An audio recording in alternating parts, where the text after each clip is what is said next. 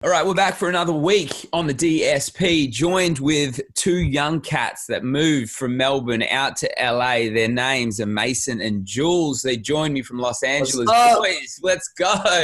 What's going on? So how the hell did you end up in LA, man? It's like the pinnacle of where you want to be for music. Yeah, I kind of ask that question every day too. Like, how the hell did I end up here?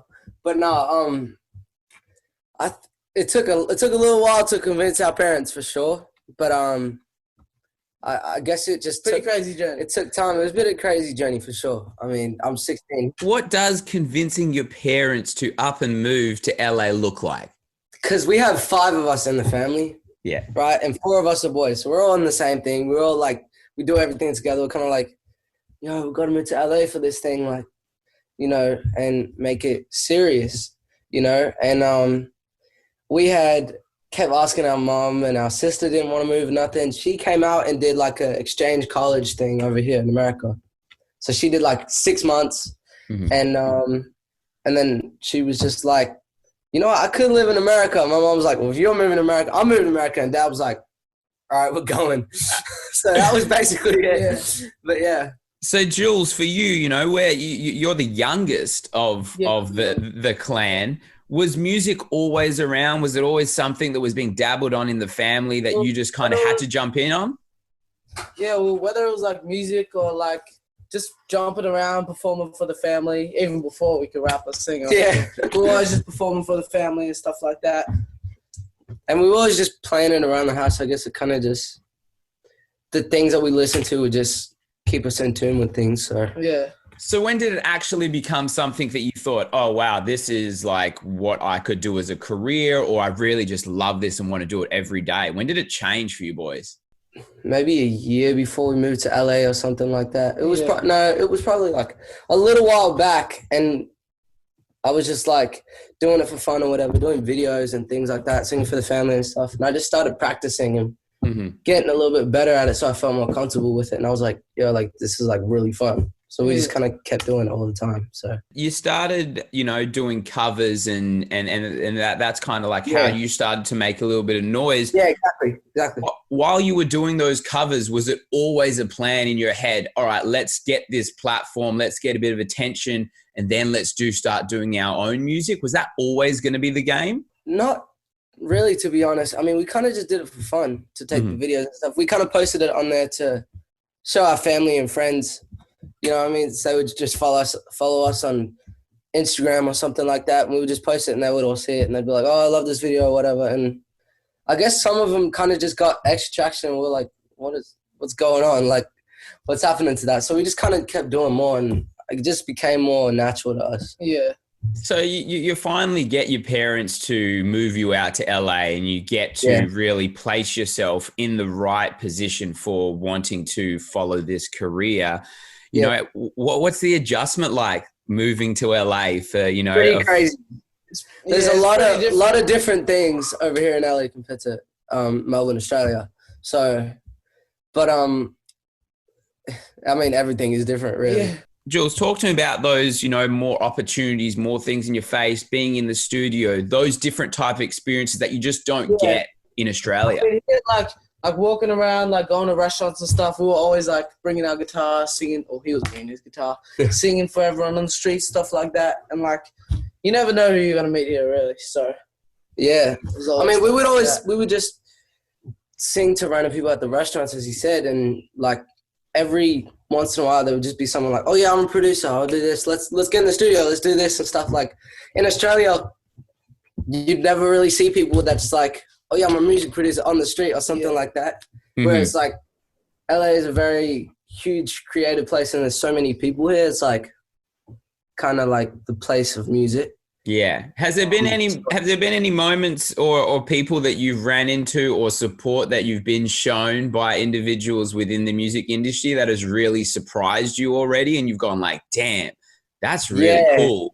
There has been a couple. I mean, like, there's been a couple celebrities and things like that we've like met randomly through, I don't know, people at a restaurant or things like that. You know, I remember there was a time where we went over some house and Tiger was there and then he took us to some different festivals and things like that. And it was really cool for him, like, showing love to us and stuff like that. And we were a bit younger too, so that shocked us too. Yeah.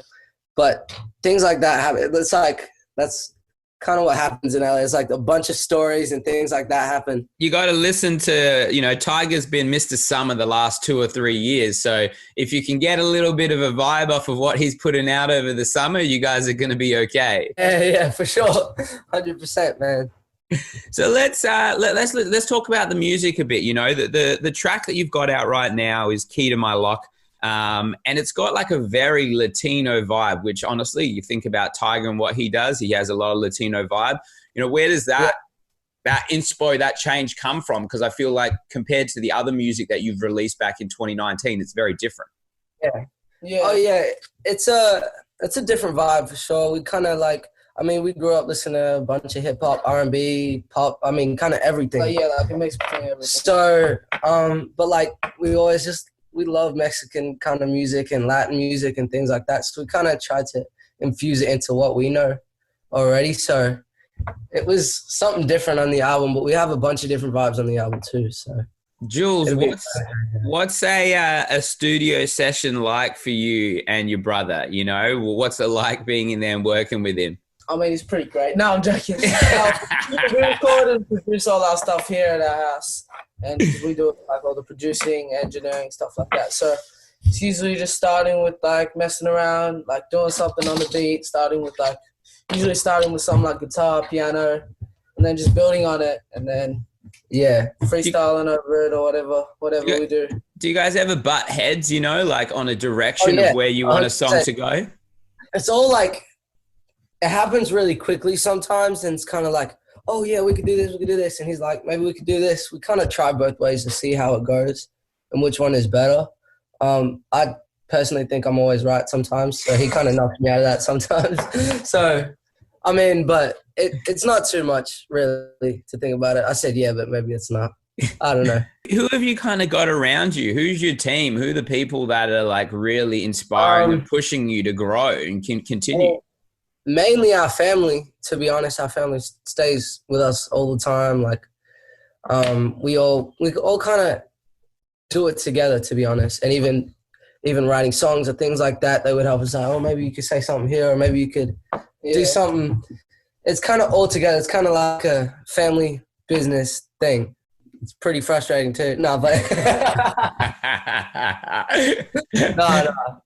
So do you guys come from a music family background? Like, is your parents and your older brothers and stuff all involved in that? No, not at all. Not really. My dad wishes he could sing. I could say that.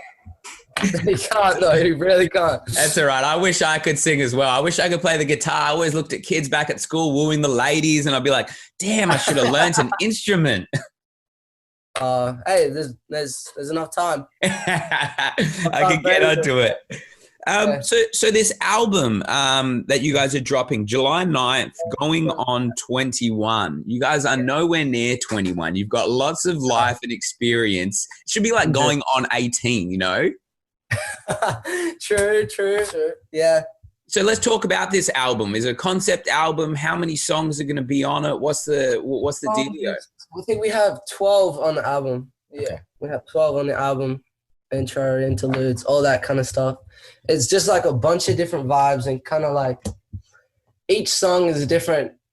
I like to think of it as like each song is like a different chapter of the journal. Mm-hmm. And it's all just like stories or things or feelings and I don't know, like experiences and different things like that. That's kind of what the whole album is. We have like a R&B record, a rock record. We have like Jamaican vibes. So it's an interesting one because these days most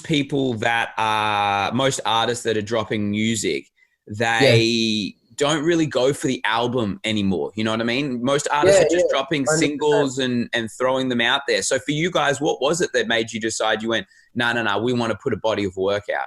I've always been a fan of a body of work like that and like just seeing a full thing, and people can kind of pick out which things they like because nowadays, like, people are so selective with what they like and what they want to hear. Different songs for things. different audiences and stuff like that. Yeah, so I guess it was kind of just like, we kind of thought to each other, like, let's make a playlist that, like, people can pick which songs they want, or if they like the whole thing, they like the whole thing.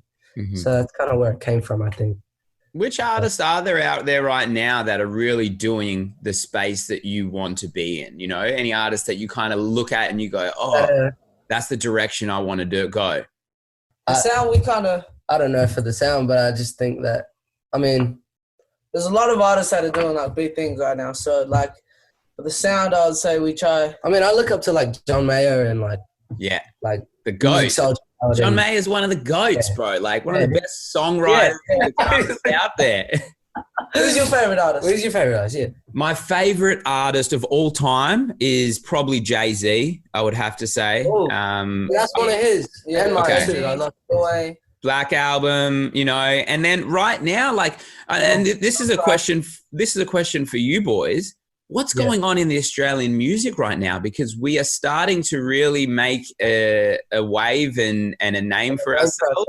Yeah. I'm excited for that. I keep seeing a bunch of Australian artists come up and stuff like that. All right.